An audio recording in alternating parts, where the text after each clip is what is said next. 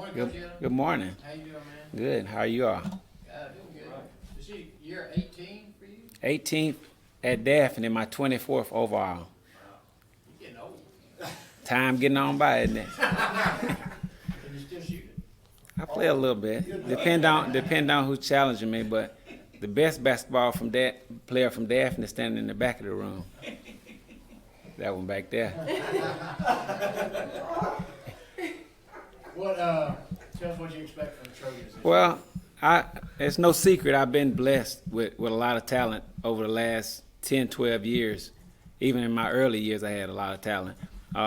Uniquely about this year, I say I've been spoiled. This year is the first time, I had 8 seniors, and you normally just reload. I lost 2 additional kids, so I'm like replacing 10. The good thing is that I'm bringing back my 4 and 5 guy that started for me last year, so we'll be as competitive as anybody in the Mobile Baldwin area around the rim. I just got to get those guards going. I know this off season, Mobile was the only area that had 2 fall leagues. A couple of your guys played in each one of them. How does that change the perspective of this area being now considered a basketball area? Being the only area with 2 fall leagues. Well, it's funny that you asked that, and we hadn't had that in a while around here. And now that we have it, I can only speak for my kids. I don't feel like they grasped the opportunity and went after those leagues and every chance to play. I mean, kids are I mentioned I've been in a long time. Kids are changing every day. You can see them changing. And I had some kids in my early years at Daphne that I'd had to keep them from going there. Too many playing at one time. Now it's hard to find 3. The 50% is hard to find 3 that want to go to this league and that league. But the ones that's doing it, we appreciate it. And the only thing we can do is work with them when we have them in the school. Coach Paul, how many athletes you've had come through your tenure there at Daphne and also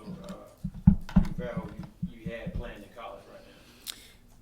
I probably say somewhere between 7 and 10. And to be honest, that's within the last 10 years or so. My first, I guess, 3 to 5 years at Daphne, I probably had 12 to 15. But so many of them back then when I first started was football. And they go off to college. Some of those went for football and end up playing college basketball. But, basketball wasn't really successful then. And so, man, it's a hotbed for talent every year. So, like I tell my kids, we don't have any excuse not to be successful year in and year out. We may not be able to get to the, the big dance, but to be successful, we shouldn't have losing seasons, as I call it.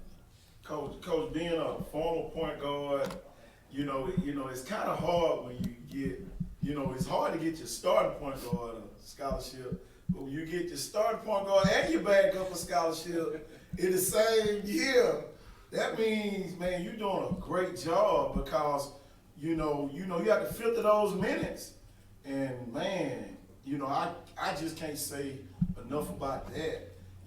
Just talking a bit about the program building at Daphne compared to Mobile. Everybody talk about what's going on over here. But Baldwin County's kind of the stepchild. Talk a little bit about the difference in the last 4 years. Well, I just tell my kids, we respect everybody, first of all. And you get in the gym and you work. That's what you do. You work. Don't look down on anyone. Don't look past anyone. And if you do that, you have a chance. If you have the grades, the work ethic, along with, you got to have a little talent. Then you have a chance.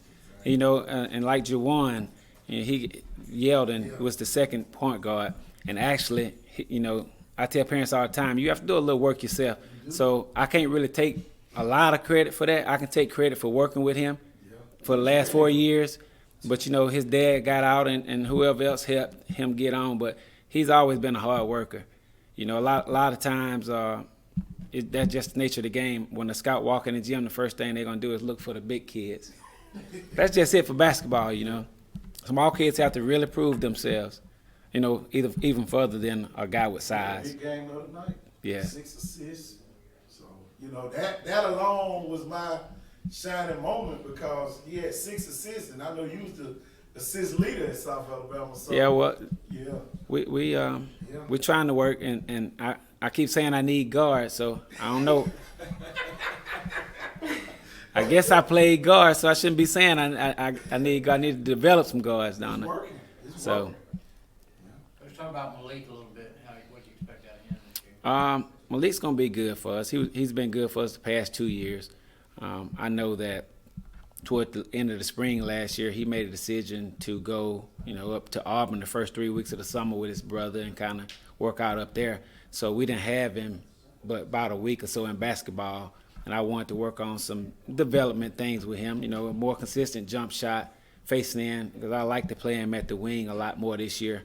So, but, I mean, when you have a kid that size and with his strength, he's going to be able to be effective for us, in high school basketball. I know we have 5-6 offers in football right now, so I've been saying if he get in and work this year, that he could be the first kid in a while to have multiple sport offers. What are you looking forward to the most this season? What excites you the most about this team? Even though it's a young team, again, 17 years of experience, you're constantly renewing yourself and learning new things. What excites you the most? Well, it's funny you asked that.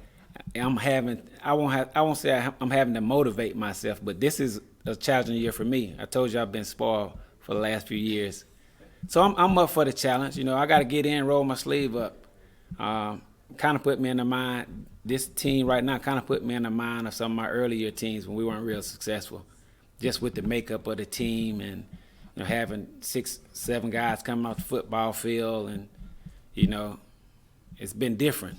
I've been waiting on 3 to 4 kids coming off the football field with 7 to 8 in the gym with me. So it's flipping this year. So we got to go to work. We have to go to work, and kids got to understand their roles. That's the biggest thing. When I say I've been spoiled, I've had kids that have been in my program that knew their roles and they fell right into place. And we didn't really have a successful summer. And that was part of the reason why, because we was all over the place. But we'll get it together. Is this one of your taller teams with you got a 6'8", 6'7", and a 6'6"? Is this one of your taller teams that you ever had? By far it is. And if we wouldn't have lost Caleb Greenwood, he'd have been about 6'7" right now. So we'll have good size. We're gonna have to be able to use it to our advantage. No, Caleb. We had 8 seniors. Then we lost Hamilton Baker. He's not gonna play. And then Caleb moved to Dallas. So that was the 10th kid that we lost.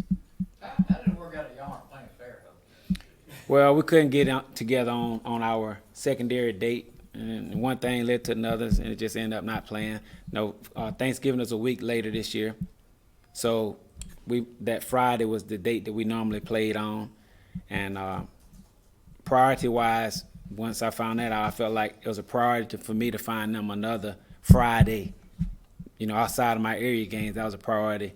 It didn't feel like it didn't feel the same way on both sides, so I wasn't gonna take a secondary date to play, and they didn't want to take a secondary date. So, needless to say, both programs and communities lost out because outside the Spanish Fort game, that's my biggest gate. Yeah, big gate, big concession stand gate, all of it. But sometimes you have to stand up for if you feel like something's not right.